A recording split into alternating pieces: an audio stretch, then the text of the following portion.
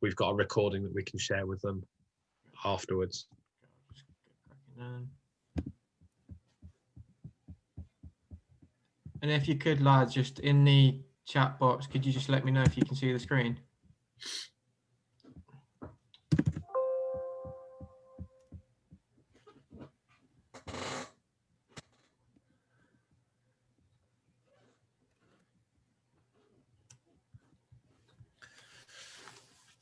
Oh, look at that. That was quick, wasn't it? Yes. Cool. So, and you can see the chat box as well, can you, Casper? Well, I can and can't. It sometimes goes off. So like, Okay, it's so temperamental today. But I'm just going to go off camera, but I'll be here to help yeah. monitor that. And most Okay. of it, but yeah. I'll get cracking then. Lads, thank you again for coming back to this. I've been saying to John, today feels like a Christmas hangover. Trying to like move to the start officially of the year on Monday the 4th. So doing it a day early is like getting up for an early start, but you've not had a good night's sleep. So there's a bit of that lag period and a bit of a slowness one. So again, if you're a bit slow today, don't worry about it. I've been slow all day. I've had about 3 coffees already, so I am struggling. But obviously, there's a topic that I wanted to share with you, and as I shared with the girls, a topic that I think is extremely important. Obviously, you have had such a lack of training, a lack of action, a lack of experience with handball.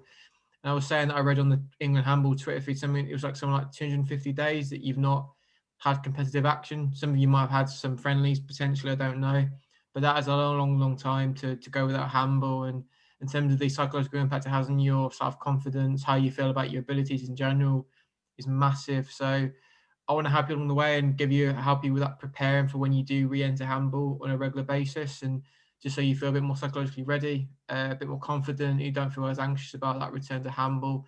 This is probably a bit more of a motivational workshop more than anything.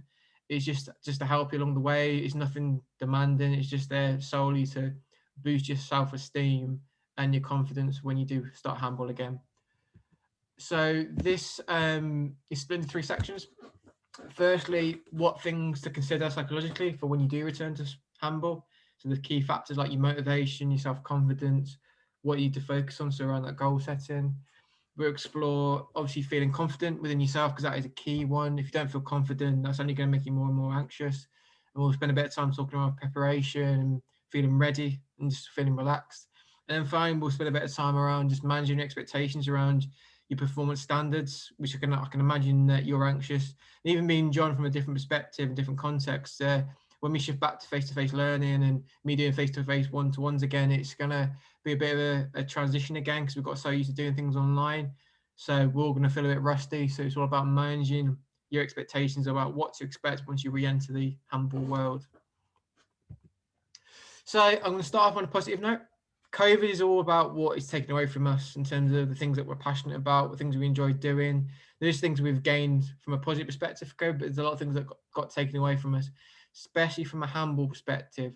So what I want you to do to start off on a positive note is in the chat box, just tell me what you're looking forward to from a handball perspective, what you're looking forward to once things get back to normal, and just throw in as many answers as you want into the chat box, and I'll try and do a little summary at the end of it.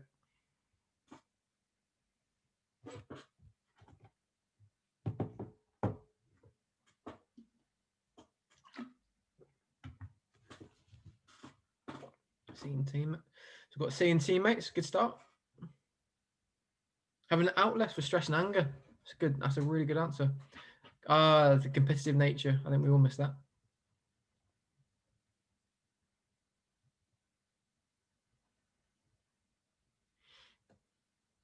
Spanking Warrington in the final. Thanks for the honesty, Jake. Having DiSE weekends, everyone. That's good. I like that. It's working hard. If there's anyone that plays for Warrington, I suggest you might want to defend yourselves against Jake.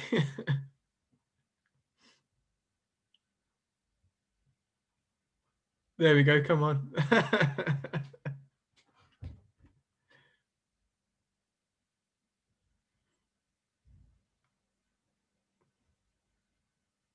Right.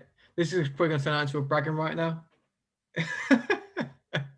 Either way, I'm not going to encourage it. The point being, there's a few things to look forward to. And you talked about the competitive nature, a way to de-stress. Handball was that for most of you, even though it was a sport and even potentially a career that you can fall into.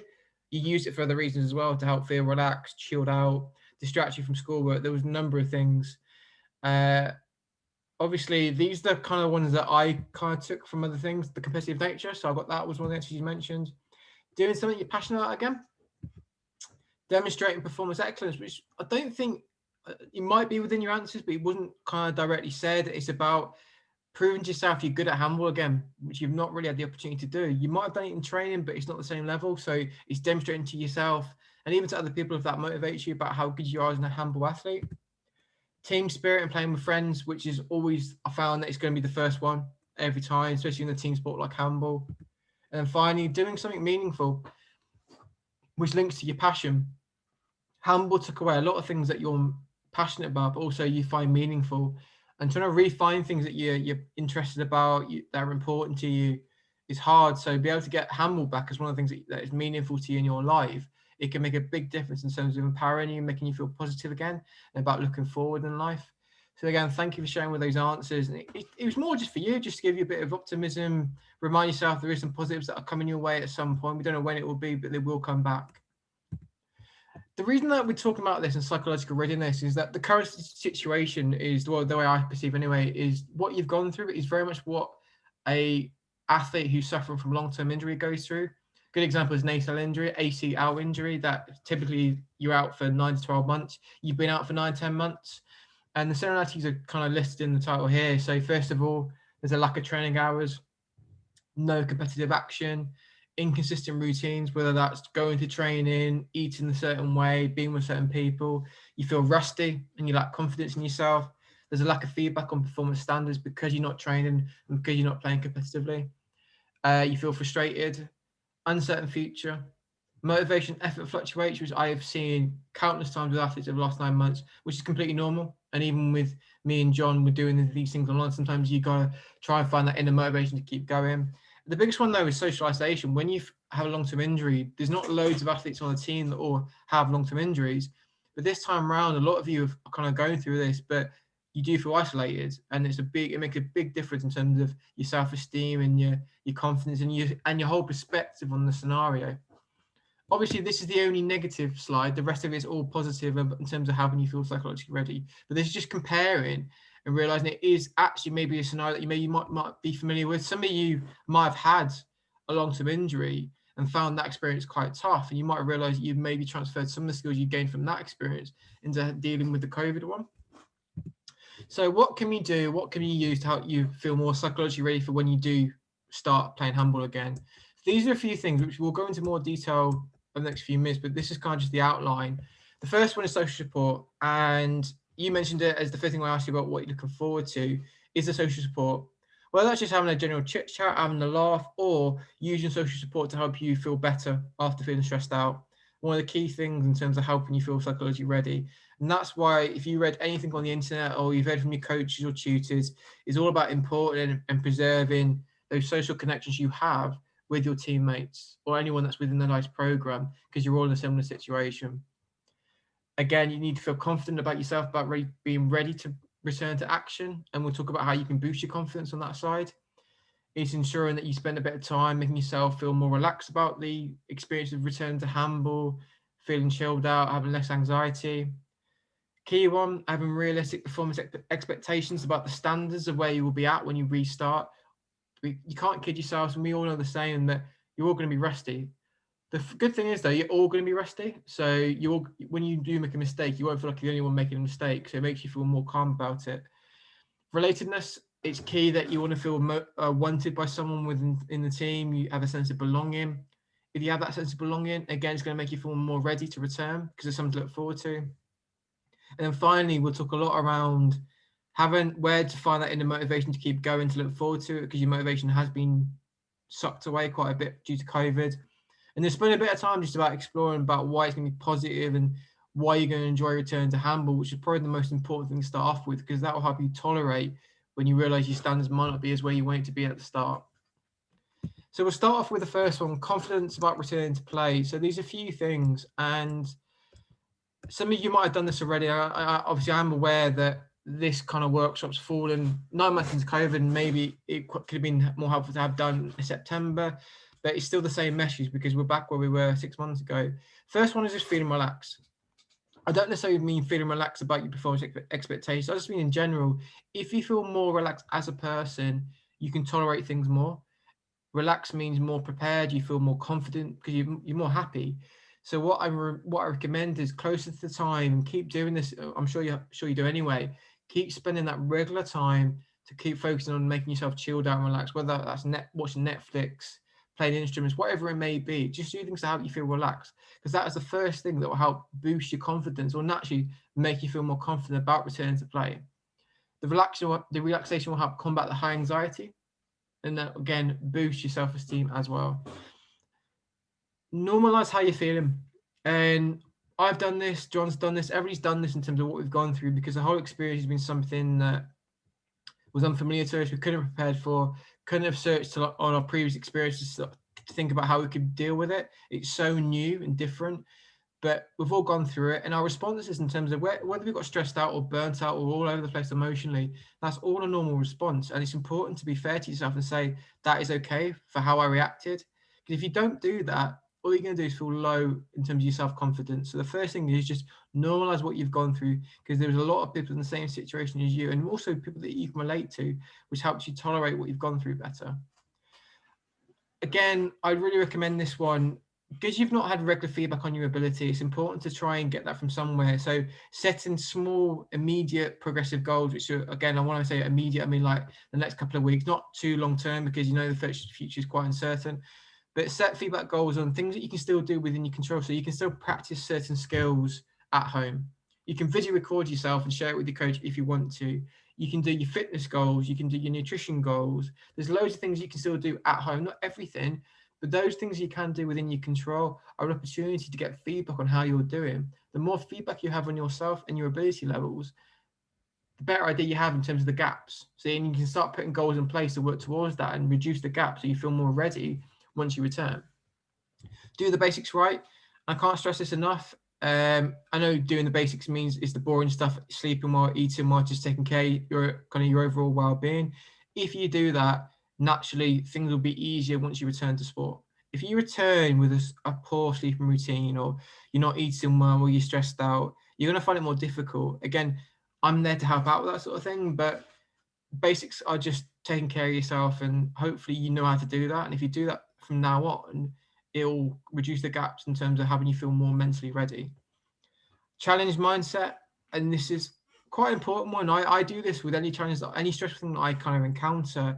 Instead of considering this return to play as a potential threat to your confidence, how you see yourself, because you're worried that you might fall down or make a mistake, see it as a positive challenge.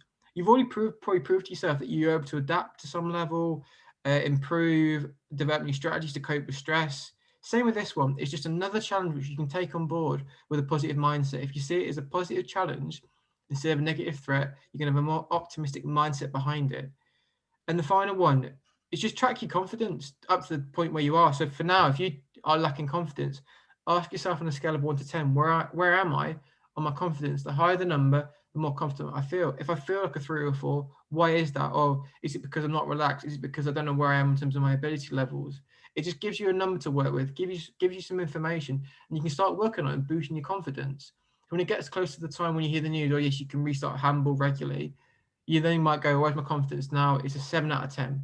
So it's already starting to improve. And my recommendation is, if you can get a score of 7 out of 10 or above, that's giving the idea to yourself that you feel more ready and you feel more confident about it. But get a baseline score now so you can get some information about what you need to do to start boosting your confidence within yourself to start to return to play. So this is a fun way of doing it, and you might find this challenging, but again, I want to just make you feel good about yourself again and make you feel like you are a good athlete, which all the coaches and all of us know that you are really good handball athletes. And you need to be reminded of what your strengths are. Personal strengths are something which you can rely on. They're things that you do naturally, something that you're good at doing. But when you go through a negative experience, your mindset is kind of filtered on one thing. It's focused on what you've done wrong, what you've missed out, what's not happening. And you forget what's already there in terms of the good stuff. So what I want you to do with this one, and again, just in the chat box, this is something which you can do. You might find it a bit uncomfortable doing it. This is why we do it in the chat box. Is firstly, just identify up to 3 performances maybe pre-COVID or even during COVID where you felt like you performed at your best. If everything went right, it was all going well, you felt really, really good about that performance. And just spend a bit of time reminiscing, because it's been a long time. But reminiscing naturally helps you feel a little bit better. And that's why once you've done that, just ask yourself on a scale of 1 to 10, how happy do you feel reminiscing about those past performances? The fingers crossed is naturally already started to boost your happiness levels and your positivity, which will naturally also help you feel more confident. The key thing with this one, though, is the reflective side. So once you've identified 3 experiences, which may take a bit of time, then look at what personal factors in those scenarios helped you perform at your best. And then you start to identify 2, 3, 4. So it could be, oh, I performed really well because I was able to focus. I knew clearly what my goal was. I worked hard and I was decisive. So a couple of factors from that table. Those 4 things are strengths which you do. So then you can go, if those are 4 of my strengths, can I use them again in the new scenarios in terms of feeling anxious about return to handball, anxious about schoolwork? The strengths which you can rely on, but it's a kind of a question answer type exercise. So what I want you to do in the chat box now, you don't have to share what experiences you might have identified. Just put in from that table, just look at it and think about, right, what factors from that table have I used to help me get through or help me perform at my best? And then throw them into the chat box. Maybe go for maybe 2 or 3 which you think are personally relevant to you. And we'll kind of do like a nice little summary.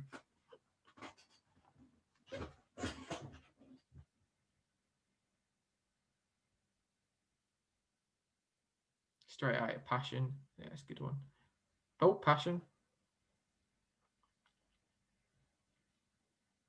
Oh, good choice. That Lewis. Patience is a really, really important skill to have. Acceptance. Oh, okay. Acceptance, resilience.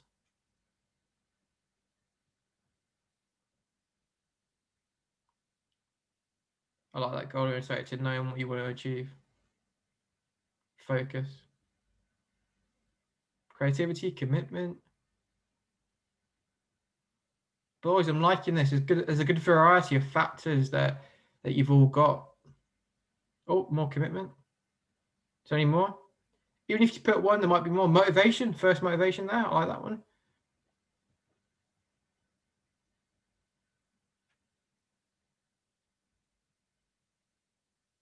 Okay. Patient again. I like that. Thank you, Jason. Again, I'm not doing this just to make it boring, make it a confidence. Thank you, Jake. I'm not doing this just for the sake of it. I'm doing something to remind you of what you've already got. And these strengths are taken from previous experiences. So it's not out of thin air. It's proven evidence of what helps you feel confident. Not all those factors you might be able to use in the current scenarios, but something you might. And what I suggest you to do, if you are feeling low or lacking a bit of confidence, if you've identified a few things, like eager to learn, for example, is a great one. Eager to learn the scenarios, learning new ways of how to cope. So ask yourself, what factors can I use from those previous scenarios in the current situation?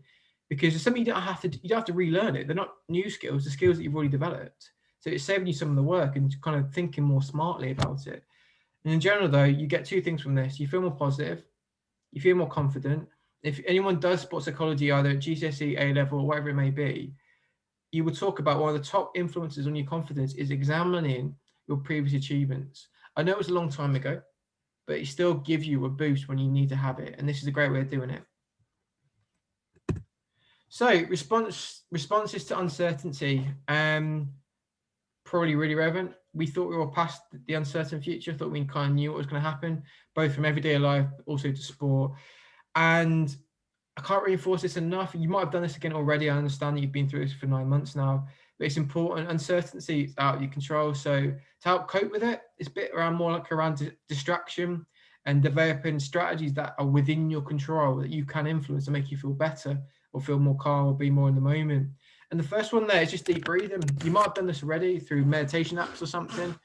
The script that's there is one that I use, and it's a really simple one. Oh, sorry about the sunlight.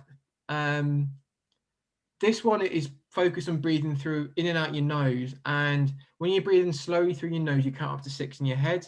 You pause it. So that is a psychological kind of or mentally acknowledging that you're trying to slow down your heart rate and calm your body. You then breathe out for 4. Depending on the person, I personally like to breathe through just my nose in and out because I find it easier. But you could inhale through your nose and exhale through your mouth, or do it all through your mouth. It's all up to you. But the point is, keep repeating that process until you feel calmer.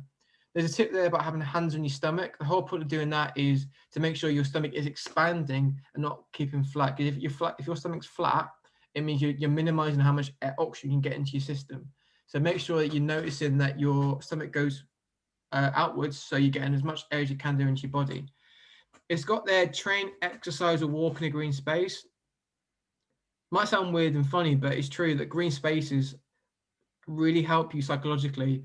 It could be either be your allotments, it could be the woodlands, it could be the countryside, it could be even indoor. Anything that's green helps you feel more calm. So I know outside at the moment the weather's not the greatest, and there's not a lot of Greenland depending on where you are. Like I live on the coast, so there's not a green. There's a lot of blue. There's not that lack of green. But if you can somehow get into a green space on a regular basis, it will make a big difference, and it's a great way just to distract yourself. And COVID taught us that walking, running, cycling, whatever you did, was a great way just to forget stuff. Audiotherapy. This is an old school one that we all have done, but probably don't do it enough. Regularly listen to music, your podcast, your Netflix, playing instruments. The great ways of just, again, zoning out of stuff and giving you that distraction you need to recharge, because we all have that battery where we can run low sometimes and feel a bit flat. And that's what I call it audiotherapy, but anything music, sound based can make a big difference to how you feel. You've got there a thing called mental dumping, which is what I call, it's like a visualization technique. And what it simply means is it means turning like your negative thoughts and dumping them. So a great example is like I visualize my thoughts as an object, and I put there, I like to think it is like I've seen my thought, I write it on a piece of paper like in my head, and then screw it up, and then imagine me throwing it into the bin. Because it's something that I used to do all the time when I was younger as an athlete, throw it into the bin when I was bored. And when I throw it into the bin, it's kind of metaphorically I'm getting rid of it, it's gone away. And it's a great way just to dump anything that I don't want to think about again. But you can do anything other people have thought about, writing on a piece of paper, then lighting it. But again, it's flames, so safety measures come into that. But anything you want to do, visualization is a great way of just getting rid of stuff, whether it's metaphorically putting it in a box and locking it and keeping it away somewhere. It's whatever you want to do. Mental dumping those is a really helpful technique, and it's helped me out a lot of times in dealing with stressful things, whether it's in sport or just my everyday life. And this is a key one, and John kind of touched upon it at the start. Talk to people when you need to. Think out loud if there's no one around. Thinking out loud is a great technique just to realize what you hear, or hear what you're saying in your head, and just help you vent. People are great though. People like to vent with you. You don't have to, but there's so many people out there that are in the same situation as you, and they want to help you out. And sometimes it's good just to have a good venting session and scream the roof off, and swear if you need to swear, because you need to let off that steam.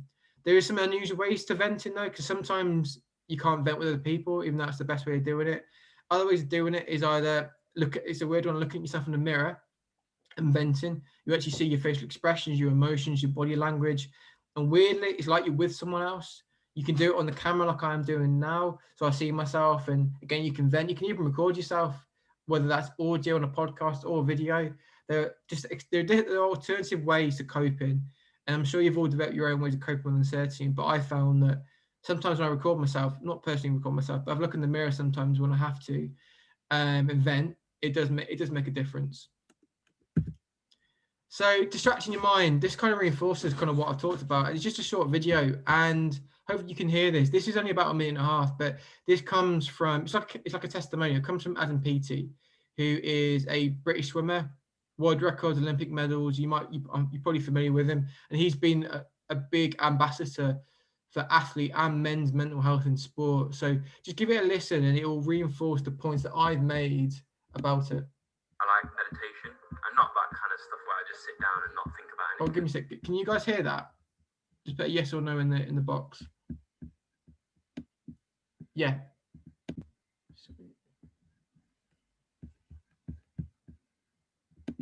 It's more of an active meditation, so I go out for a walk or get some fresh air on myself. So I like to walk at least like once a day, or go somewhere different and kind of just think about stuff.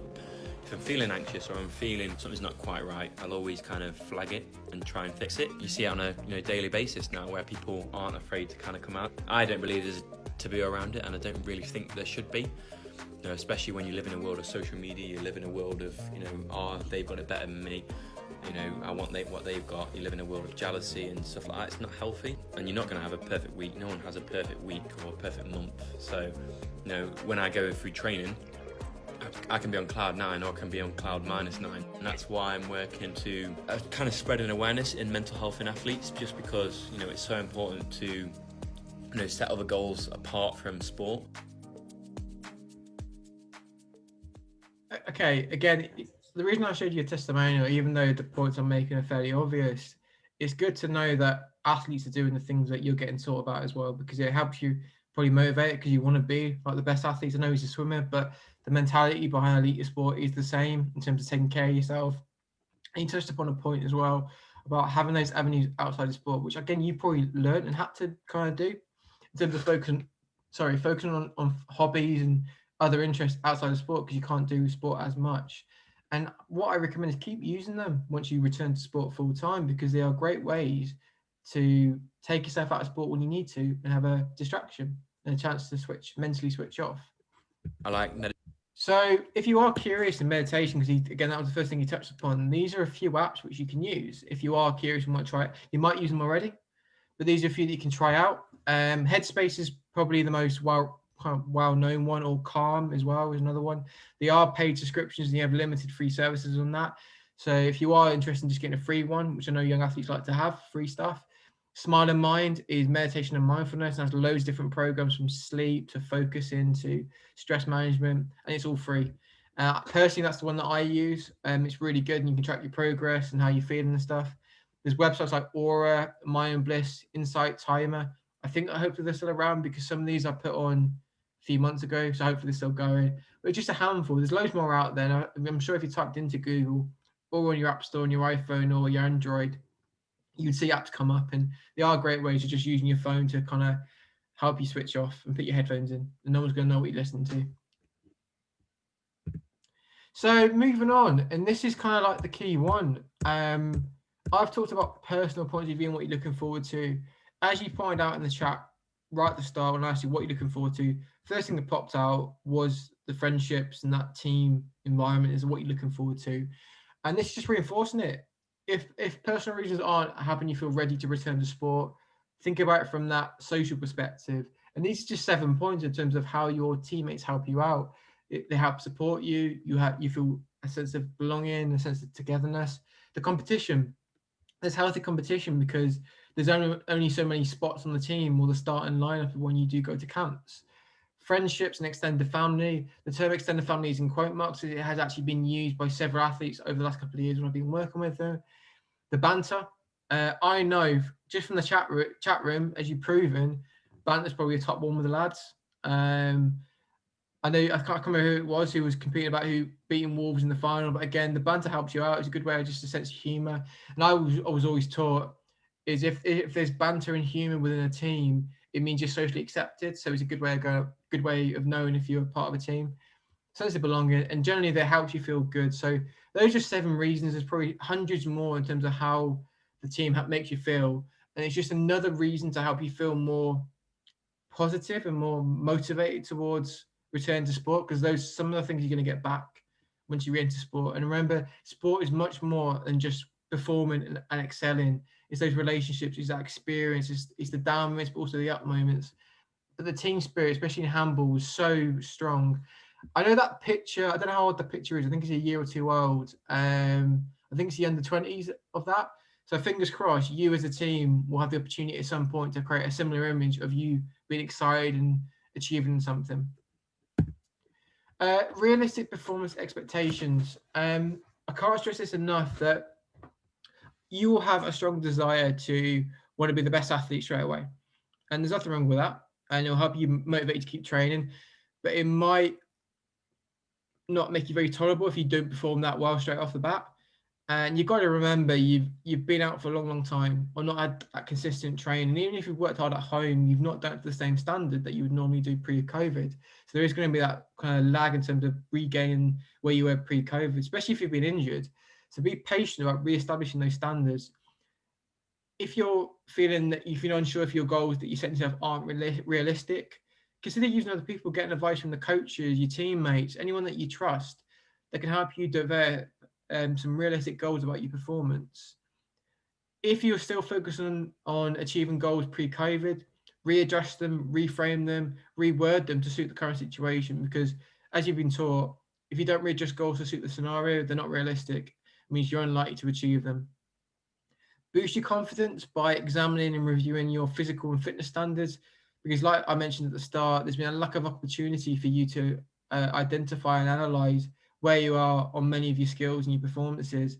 One thing is that you can still do at home are your physical and fitness tests or the feedback, however you do it. And that's a way to still get some idea, at least anyway, of where you are and where you need to get to for once you return to sport.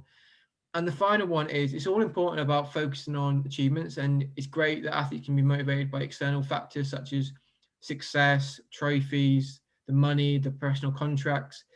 But at the moment, it's important to try and focus on yourself, and that's where you focus on mastery and self-improvement goals. Because there's a bit of improvement that needs to be done, and you need to be fair to yourself. And it's important to focus on boosting your standards. So if you're comparing your standards, focus a standard of currently where you are with previous ones, but also future standards that you want to reach. Try not to at the moment to compare yourself to other athletes and their standards, because they might react differently, they might cope differently. So it's so important at the moment to focus on yourself. Once that first few weeks are out of the way and they've calmed down, yes, you can use other athletes to role model yourself and compare your standards too, but for now, focus on self-improvement. And we're moving on to the final slides. Hopefully you're still with me, and you can probably tell this is like a motivational type thing, but having the motivation to be the best you can be again. You were it once, you might still be it, but you can be it again. Even though you've had 9 months and you might feel like you might not ever go back to where you were, you can do. And it's important to realize that. And that's why I said focus on the feeling good factor, because the standards, the excellence might not be there straight away. So just remind yourself about how good it feels just to participate in handball, and that competitive feeling, the atmosphere, the teammates, it all feels really good. And by savouring that feeling, again, it helps you feel more motivated and feel you actually look forward to returning to sport, because you're just going to enjoy yourself again. Self-satisfaction. So like you know, as athletes, you have a combination of internal and external motivators. At the moment, it's really important to focus more on the internal motivator. So what handball gives you, is it a sense of thrill? Is it a sense of excitement? Is it because it helps you deal with stress? Is it because it helps you make you feel good? Is it because you like building relationships? All those internal things, because research at the moment, because again, there's a lot of research that's been done into the psychological impact of COVID on athletes. They're recommending to spend more time focused on those internal factors, and it links to those self-set goals and the self-satisfaction, because it helps you feel more prepared for when you re-enter handball at some point. And the final one as well, personal goals will help you boost your confidence. And don't just set performance goals because you find that might be difficult due to this current scenario.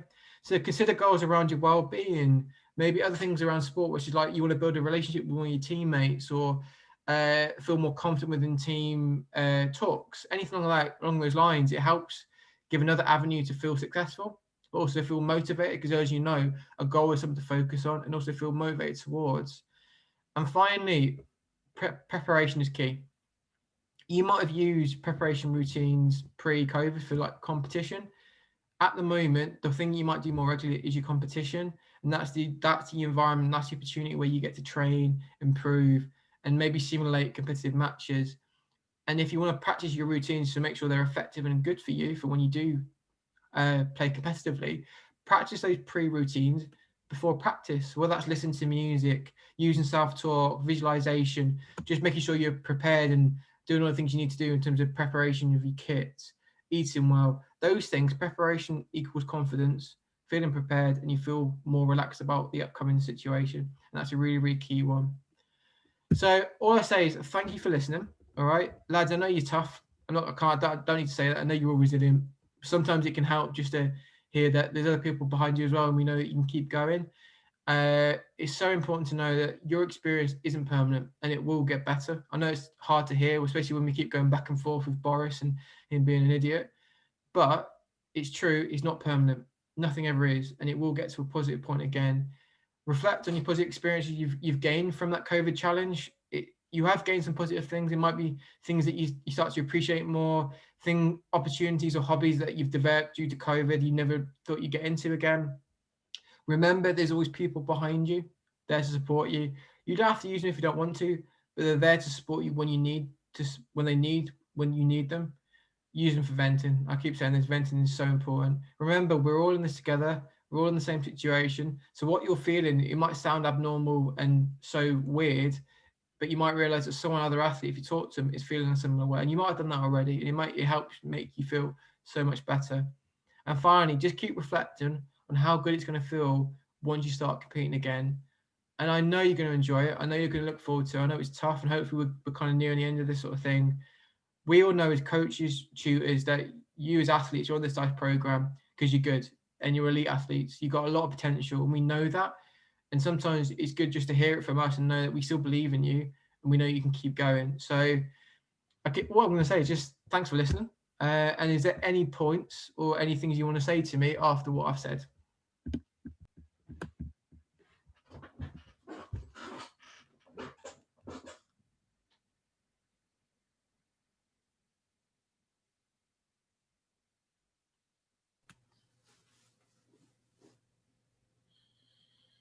It's either you've got all your messages, boys, or I've made you fall asleep because it's Sunday. Either way, I'm happy.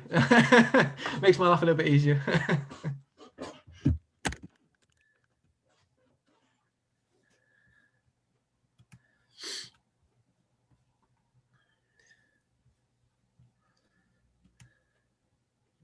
I'll take that as there's no questions.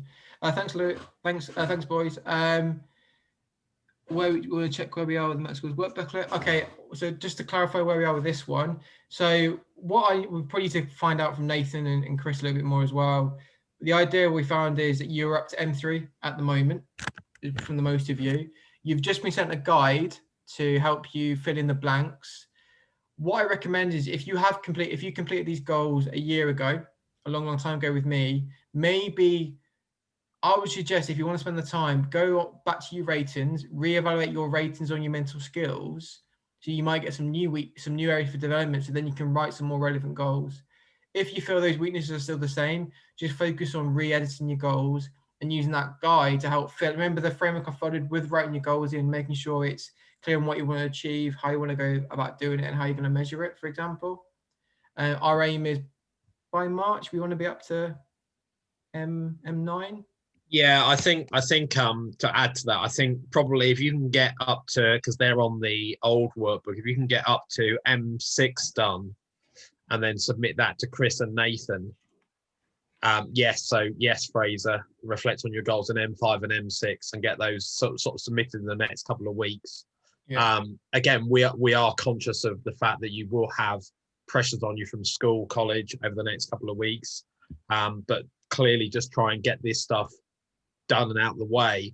And then as we head towards March, that will be a case of, as Casper said, reflecting on where we are with being back on the floor and playing. And then almost trying to maybe future plan some mental goals to work on. What we might try and do is we might try and do something, speaking out of turn, maybe as Bobby's not on the call, we might try and put something on where we can get together and play in July, maybe at the end of exams. We do have a session scheduled for July anyway.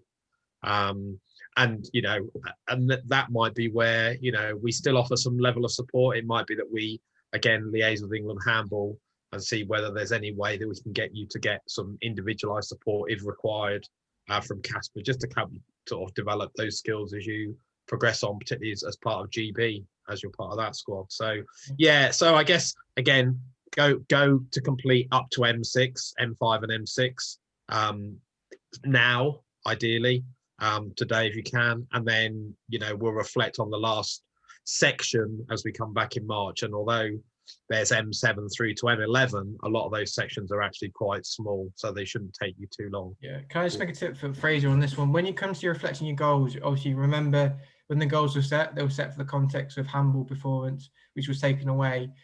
What I'd like to consider, I've done this with athletes who I've worked with throughout lockdown, is consider if you're you might have still practiced those skills, but in a different context. So whether that was to help you feel more confident in your schoolwork, manage stress levels, and that's what you want to put in those reflections about how you might have transferred it and used the skills in a different context. And also acknowledge that COVID had an impact, because that shows to us as tutors and assessors that you are mentally aware of the process of goal setting and how things impact your progress.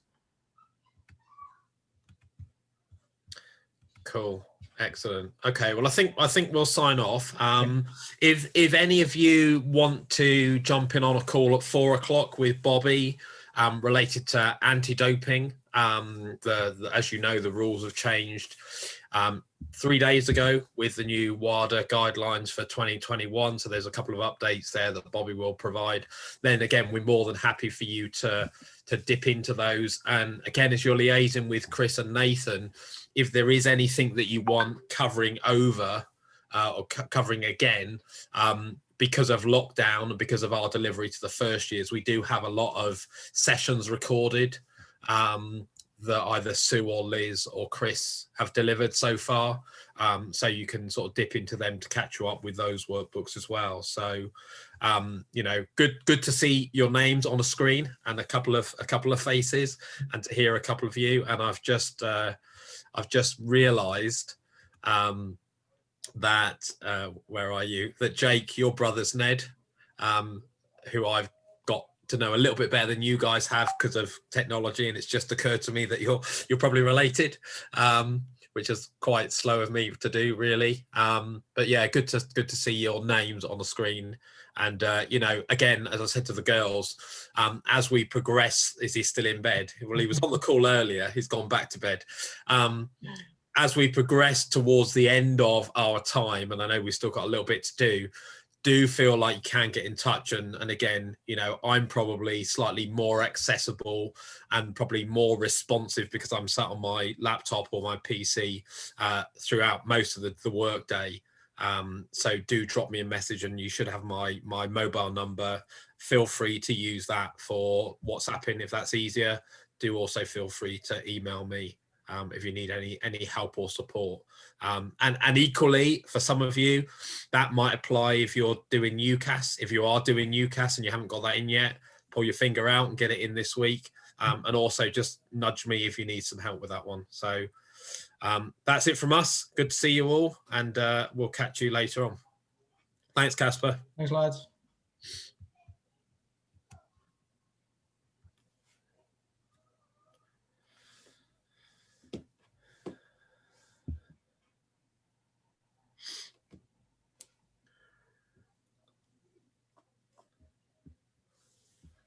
Thanks, Aaron. See you later.